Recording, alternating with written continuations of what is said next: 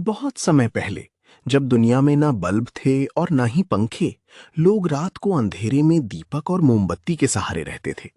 लेकिन कुछ जिज्ञासु लोग थे जो सोचते थे, आखिर ये चमकती हुई बिजली क्या है जो आसमान में कड़कती है। इन जिज्ञासु लोगों में एक थे बेंजामिन फ्रैंकलिन। उन्हें ये जानने की बहुत इच्छा थी कि क्या आसमान की बिजली और छोटी छोटी चिंगारियां एक ही चीज हैं। एक दिन उन्होंने एक साहसिक प्रयोग किया। उन्होंने तूफानी मौसम में एक पतंग उड़ाई जिसके साथ एक धातु की चाबी बंधी थी।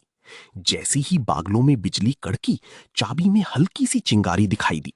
इससे उन्हें समझ आया कि आसमान की बिजली और जमीन की बिजली एक ही ऊर्जा के रूप हैं। ये खोज बहुत महत्वपूर्ण थी, लेकिन बिजली को समझने की कहानी यहीं खत्म नहीं हुई।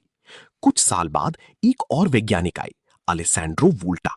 उन्होंने पहली बार एक ऐसा यंत्र बनाया जिससे लगातार बिजली पैदा की जा सकती थी। इसे हम आज बैटरी कहते हैं। फिर आई माइकल फैराडे। उन्होंने ये खोजा कि अगर हम चुंबक और तारों का सही इस्तेमाल करें तो हम बिजली पैदा कर सकते हैं। यही सिद्धांत आज की बड़े बड़े बिजली घरों में काम आता है। इसके बाद एक महान आविष्कारक थॉमस एडिसन ने ऐसा बल्ब बनाया जिससे रात भी दिन की तरह रोशन हो गई। धीरे धीरे बिजली हमारी जीवन का हिस्सा बन गई। अब वही बिजली हमारे घरों में रोशनी करती है, पंखे चलाती है, मोबाइल चार्ज करती है और मशीनों को काम करने की ताकत देती है।